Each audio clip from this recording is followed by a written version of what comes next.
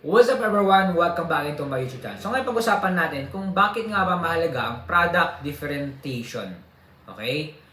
Kung bago lang sa YouTube channel, please subscribe to the notification bell para update po sa aking mga bagong vlog na upload in the future. At the same time, kapag na-reach po natin yung 100k subscriber, ay magpapag-giveaway po tayo after this year 2025. Alright, balik tayo sa ating topic. Bakit nga ba mahalaga ang product differentiation? Okay? Ito yung sa aking sagot. Para maiba sa competition. Mas maganda kasi pagkakaiba tayo. Okay?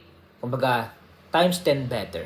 Kasi, sigurado madami tayong kalaban, kaya kailangan nating galingan sa pagninegosyo.